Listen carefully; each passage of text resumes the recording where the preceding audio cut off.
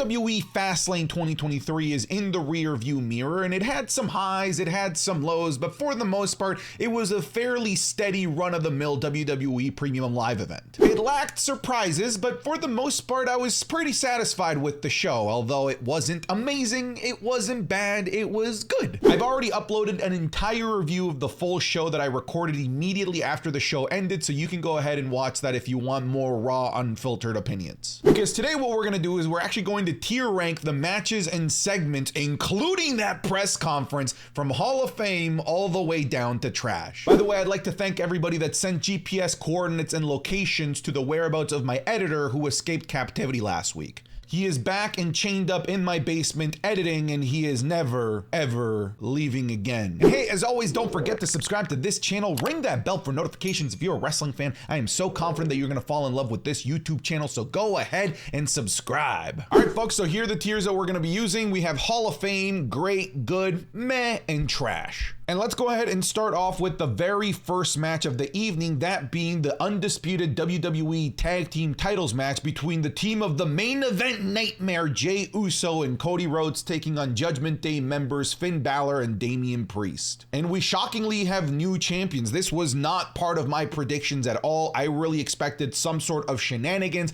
I expected some sort of miscommunication between Jey Uso and Cody Rhodes, but ultimately the good guys ended up winning this, and Judgment Day's run was cut very short. The match itself, I think, suffered from Cody Rhodes maybe taking a bit of a nasty bump that forced him to either not go full out or take longer breaks than usual, because if you go back and rewatch that match, you'll find that Cody Rhodes is weirdly missing throughout a lot of that match, and Jey Uso had to carry the bulk of it. I did think it was poetic that after all of the times that Judgment Day continues to win night after night after night with interference, it was interference that ended up causing them to lose. Interference within their own groupings, that being from JD McDonough, who accidentally hit Damian Priest with his very own Senor Money in the Bank briefcase. I think that the story that is being told within Judgment Day is actually brilliant. I love what they're doing here, and it does kind of suck that the tag titles have to bounce around in order to help tell this story,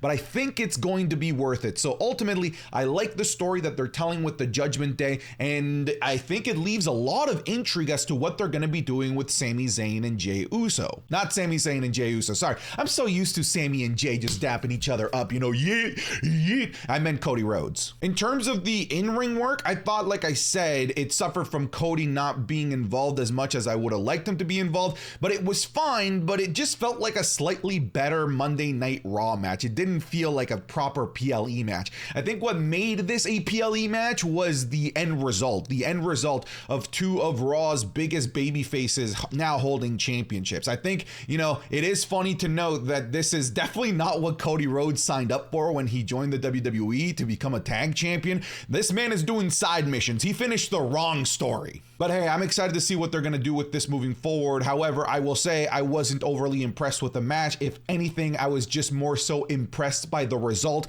and the storylines that are going to be told. So I will put this into the good category. Congratulations to I Am Omega for winning the $1,750 giveaway. And fellas, this week's giveaway is insane. We are at the $2,000 mark. For this giveaway, you can win $2,000, or you can take a PC and a PS5. You can take the cash or the prize. To enter, you just have to click the top link in the description or the pinned comment. It'll take you to this landing page where you can see the prizes, and then click here to enter giveaway. Next, you'll have to put in your email and your username. Make sure you put in a valid email because that's where we'll contact you if you win. From there, it'll take you to the Capital One Shopping Extension install page. To enter your giveaway entry, you have to install the Capital One Shopping Extension to your browser. It is completely free and it'll take you about 30 seconds to enter. Once you've installed the extension, that's it. You are in for this giveaway and all future ones that we do with Capital One Shopping. We're going to be doing the draw for this one fairly soon,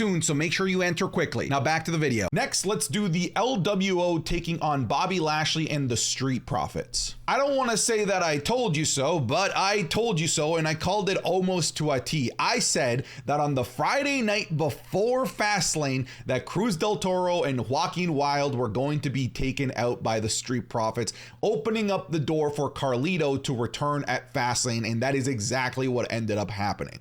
It was weird how they did it because the LWO came out for what initially started off as a 3-on-2 handicap match, and that's what the announcers called that this is now a 3-on-2 handicap match. The match itself wholeheartedly could have just been on SmackDown. It was nothing special. It was a very just run-of-the-mill tag team match. And it's a shame to say run-of-the-mill because it had some fantastic workers, and I feel like, weirdly enough, the match that happened between Rey Mysterio and Bobby Lashley on the last episode of SmackDown was more entertaining in terms of multiple people getting involved in cool spots than this ever was. This match, truly from beginning to end, was all about Carlito because the in-ring work really, like, it was just sort of there. So the match, if I was just rating the match, I would put this into the trash category, but there's more than meets the eye. It's not just the match, it's also about the return of Carlito, which, by the way, it's weird that he wasn't in the match and then all of a sudden is in the match and just tags himself in. I don't know. Sometimes I like to point out the weird, quirky things in professional wrestling that don't make really any sense, but hey, that's just me being a fucking nerd and a loser. I am wearing my Jim Cornette glasses after all, so it makes sense that I'm being a disillusioned idiot. I'm sorry, Jim Cornette, I didn't mean it. Even Carlito's return felt a little bit underwhelming because he doesn't have his entrance theme. It's not right to change that entrance theme. I will say it does mean him having a new entrance theme likely means that he is here for the long haul, that he didn't just sign, a 6-month deal to do appearances here or there. It sounds like this is a multi-year deal with weekly appearances, so you can expect Carlito here for the long haul. It is great to see Carlito. It is, for me, not great to see babyface Carlito. Like, Carlito's finishing move is literally called the backstabber, so he's going to backstab the LWO at some point or another. I really just wanted it to be like right off the rip, like right off the get-go. Get Carlito in there, the Carlito we know and love, and make him the bad guy. Still, Carlito is back. The match, again, not great. So I'm going to overall put this into the meh category. It wasn't bad. It would have been bad, but Carlito returning really helped this in terms of not ending up in the trash category. Let's take a step away from the matches and look at Jade Cargill's involvement in FASTLANE, because this is the first time that we have seen Jade Cargill featured on WWE television, not showing her Instagram photos, like Jade Cargill herself, who, by the way, showed up in what is traditionally her ring gear. And oh my God, does she look amazing. She is the quintessential WWE superstar, and the WWE is treating her as such. Let me get the bad out of the way really quick. And I think the bad out of the way is that I think it's weird to have her in the building and have her interact with Triple H before the start of the show and not have her be involved in anything else at all during the show. Not having her be involved in a segment backstage, not having her be involved in maybe even like the press conference after the show. I thought that was a little bit weird, but again, I'm nitpicking. But I love this because this is WWE rolling out the red carpet. This is WWE demonstrating to other major players in AEW and telling them, this is how we're going to treat you. Look at Jade Cargill, hasn't even had a match, and we are already treating her like a megastar.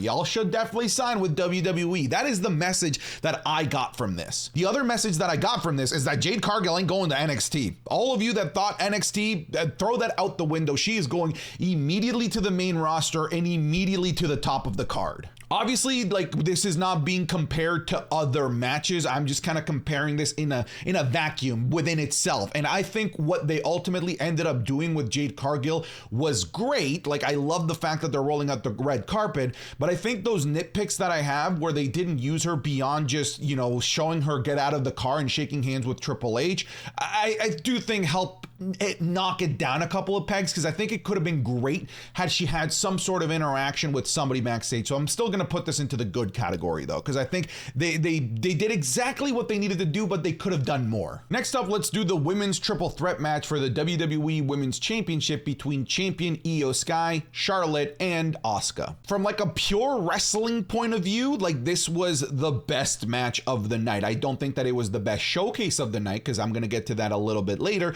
but just just in terms of wrestling, grappling in the ring and what was happening in there, I think this was the best pure wrestling match of the night. These three ladies have great chemistry. No offense to Bianca Belair, but I think it might be showing me that maybe she was kind of the weak link in that match at SummerSlam, because this was so much better than the match at SummerSlam. And here comes the Bianca Belair stance. Oh my God, this is racially motivated. Shut up. Look, I'm just saying that this was way better than the SummerSlam match, and the only difference here is that Bianca Belair wasn't there. What I will say, tip of the cap to you, Charlotte. I was not expecting you to be the one to take the pin. I was certain it was going to be Asuka. I was like I was ready to bet the house. I was ready to mortgage everything that I owned to say that it was going to be Io Sky pinning Asuka, because there's no way that Charlotte was ever going to take a pin in a triple threat match. But color me stupid, slap my ass and call me Susan. I was wrong. Charlotte took the pin, and took a clean pin too. Not without mentioning that she was making Asuka tap out, but hey, we don't mention that. Our lady Io Sky,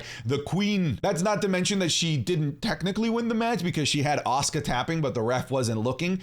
Shout out to Bayley, because I think that she played her role in this match really, really well. But that moonsault while Charlotte was in the figure eight was, that thing was a thing of beauty. All right, so in terms of in-ring work, I think it's the best match of the night. In terms of storyline, I think it did its job too, creating that continued storyline between Io Sky and between Bayley. They're kind of doing like what Judgment Day was doing earlier this year, this like will they, won't they kind of thing, where like, will X turn on Y? Will Y retaliate and turn on X, only for them to just become friends again? So they're kind of replicating the Judgment Day storyline here, which I think works for them. So I'm looking forward to see what we have left in store for Io Sky and Bayley. So overall, this goes into the great category. All right, for this next segment, we are going to rate Pat McAfee's appearance on Fastlane. Definitely makes sense to have Pat McAfee out there. He's a hero in Indianapolis, so I'll give that a thumbs up. And I think the crowd really loved having Pat McAfee over there. And by the way, we're going to talk about the crowd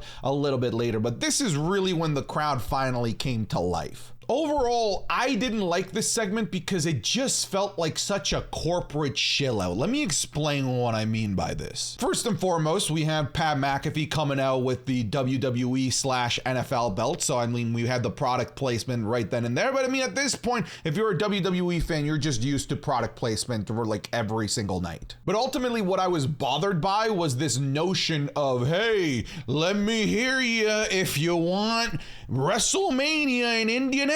Like, I can see right through what they're doing here, and it's kind of scummy, honestly. It's the exact same thing that John Cena did to London during Money in the Bank, where he demanded that London get WrestleMania. Folks, these people aren't actually making strides to help get WrestleMania to Indianapolis or to London. The WWE is now treating WrestleMania like the Olympics, like the World Cup, where they want these cities to purchase and actually bid to get WrestleMania in their town, because WWE knows that WrestleMania is a major economy boost to wherever it is that they go. So when they do these segments of, hey, let's get WrestleMania in Indianapolis, and WrestleMania in London, WrestleMania in Timbuktu and Madagascar, like, they're not serious. All they want is to put political pressure on whatever local government is there to pay the WWE money to bring WrestleMania there. Like, I can see right through it, and you should as well. And you should expect this kind of garbage more often as we move forward. I didn't like it. I actually, like, it was honestly bothering me. I think, again, it's cool. I like Pat McAfee,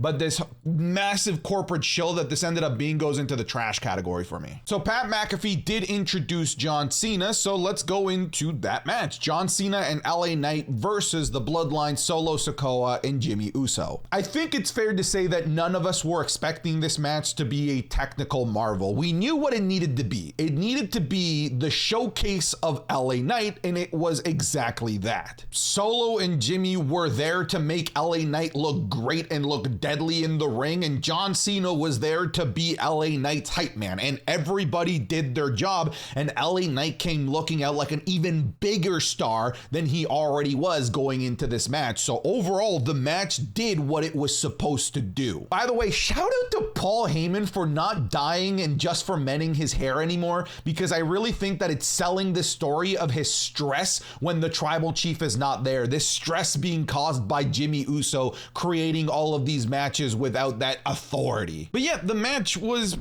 it was a match. Like, it was a John Cena LA Knight match. Like, what are you going to expect? Like, you're not going to get the greatest work rate of all time, but ultimately the crowd loved it. I think people at home loved it, and it ultimately did its job. Like I said, it was exactly what it needed to be. Shout out to John Cena as well, because he's just having the time of his life out there. You can just tell this man is just having fun. He's accomplished it all, and he's just there for the moment. I think he's there for the ride, and I think he's really soaking up LA Knight's rise from a third person. You could just tell Cena's loving this. Solo Sikoa looked nasty in this as well, so they also did a great job of making Solo look strong. Again, I'm gonna say that this is good because it accomplished its job, what it was meant to do, and the crowd really loved it. Speaking of the crowd, let's rank the crowd. Look, the amount of times that I heard, oh my God, they did us so dirty, we were so loud in there, and it just didn't come across on TV.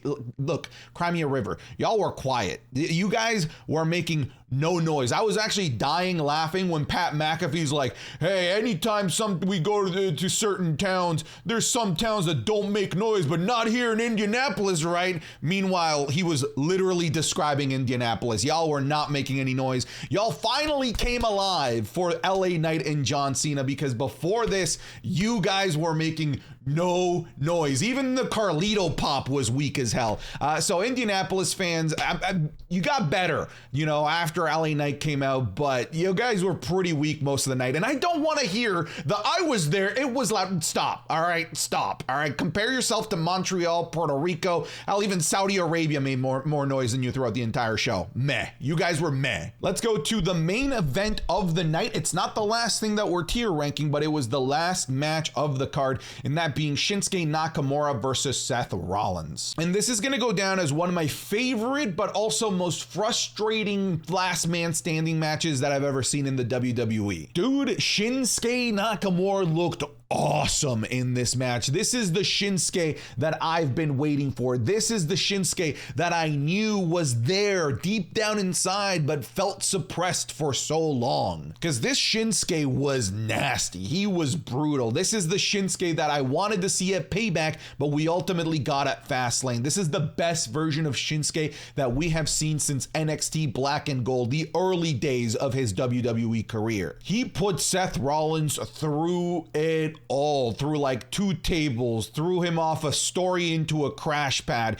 He hit him with nunchucks. There was a nunchuck spot, for God's sake. So many violent chair shots, all for Seth Rollins just to continually get up at 9. Almost begging the question, is this man's back actually hurt? Because it didn't seem that way. And it didn't seem that way because he wasn't selling it, because he took so much damage to this back and he just kept getting up and getting up and getting up. It really felt like 2007, 2009 Super Cena levels of hokey. Still, it was awesome. I really, really love this match. But my problem with last man standing matches is that I think you literally need to decapitate and saw in half the babyface for the babyface to lose. That's just the formula of WWE last man standing matches these days. Meanwhile, the heel takes a couple of big spots and that's it. They're done. Don't get me wrong. I think it is fair to lose after taking a pedigree, a stomp, and then a Falcon Arrow. But I think it's also fair to lose with all of the things that Shinsuke did to Seth Rollins.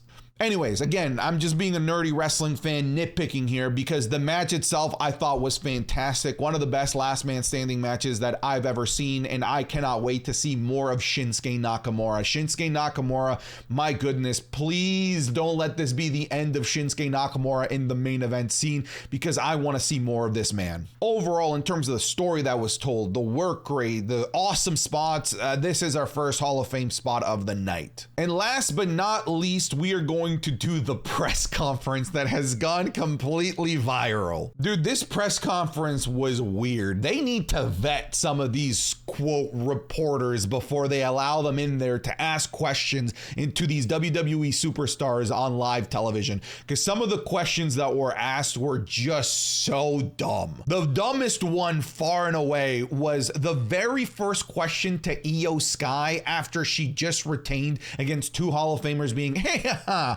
Would you like Taylor Swift to sign with the WWE? Would you like to have a match with Taylor Swift at WrestleMania 40? Look, I'm not some social justice warrior, but I think it's a terrible look when your women's champion, who just won a major triple threat match and was the only women's match on the show, to have the very first question be not about the match, not about the future, not about her thoughts, but about Taylor motherfucking Swift. Like, that's pretty shitty, and they should not have let that dweeb ask a question first. Had that been like the fifth question, okay, sure, funny, haha, but they let this man ask the very first question of Io Sky's press conference. That's embarrassing, and that guy, like, dude, don't let him in any WWE press conference ever again, because he embarrassed himself. But hey, maybe that was his plan. Maybe his plan was to generate dumb clicks and dumb headlines, and here I am talking about it, but that guy definitely sits down when he pees. However, obviously, like, the one conference that everyone is talking about is Jey Uso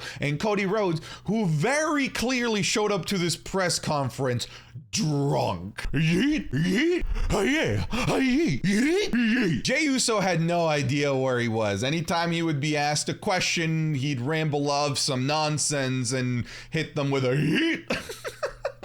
Look, it was harmless. Like, you know, this wasn't like a Jeff Hardy situation where he's stumbling and the match is over. I bet, honestly, they probably forgot they had a press conference. They probably had their match, went backstage to celebrate, had a couple of shots, and probably, oh shit, we have a press conference to go do. Look, as a former working professional myself, I've been in those situations where I got myself intoxicated at a work event only to realize that I would still had some work-related things that I had to do. So I've been there and I kind of feel for him. But my God, was it just so goddamn funny. Cody Rhodes was also drunk. You could tell he just handled it a little bit better. Overall, dude, this thing was legendary. Hall of Fame. If I had a tier above Hall of Fame, I'd put this press conference over that, except that dweeb that asked about Taylor Swift. All right, that's it. I'm done. Get out of here.